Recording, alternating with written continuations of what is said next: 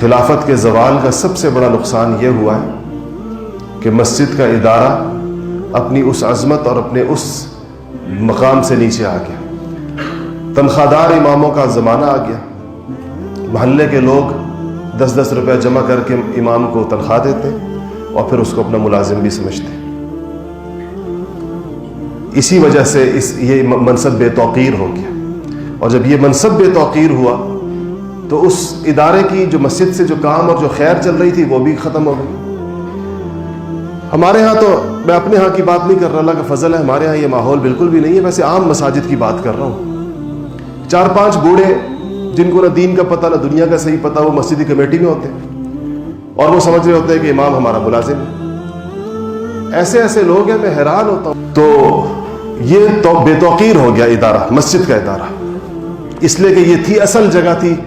حکمران، یہ مسلح تھا حکمران کے لیے کہ یہ امیر المومنین کے اصل جو بڑی جامع مسجد ہوگی شہر کی، وہاں امیر المومنین مسلمانوں کا حکمران خود جمعہ پڑھائے گا، خود نمازیں پڑھائے گا، خود فجر کی نماز پڑھائے گا، اور مسجد ہی اس سے ملنے کی سب سے بہترین جگہ ہوگی۔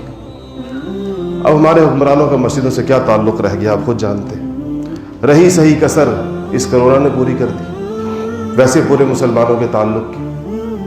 اور ائمہ بیچاروں کی چونکہ کوئی ادارہ نہیں رہا جو امام مسجد یا کہیں کہ علماء کی معیشت کا کفیل ہو، تو ظاہر بات ہے مسلمانوں نے اپنے طور پر مسجدیں بنائی، اپنے طور پر چلا رہے ہیں اس کو۔ اس میں امام کا جو منصب ہے وہ یہ نہیں ہے کہ وہ کسی کی پرواہ کرے گا دین کے معاملات کے اندر، بالکل یہ امام کے منصب کے خلاف ہے کہ وہ کسی کے ماتھے کو دیکھے گا کہ کون کیا سوچ رہا ہے، کون کیا کہتا ہے، کس کے دل، بالکل اس کو لا یخافون لومۃ لائم، کسی ملامت کرنے والے کی ملامت کی پرواہ کیے بغیر اس منصب کے اوپر جس بات کو قرآن و سنت کی روشنی میں درست سمجھتا ہے اسی کو کرنا چاہیے، چاہے اس سے کسی کو جتنی بھی تکلیف ہو، کسی کے لیے وہ کتنی مشکل کیوں نہ ہو سننا، یہ اس منصب کا حق ہے۔ چاہے حکمرانوں کے اوپر شاخ گزرے، چاہے اشرافیہ کے اوپر جو ایلیٹ کلاس ہوتی ہے اس کے اوپر شاخ گزرے، اگر جس دور میں اس جگہ سے بھی حق کا گلا گھونٹ دیا گیا اور صحیح بات یہاں سے نہ گئی،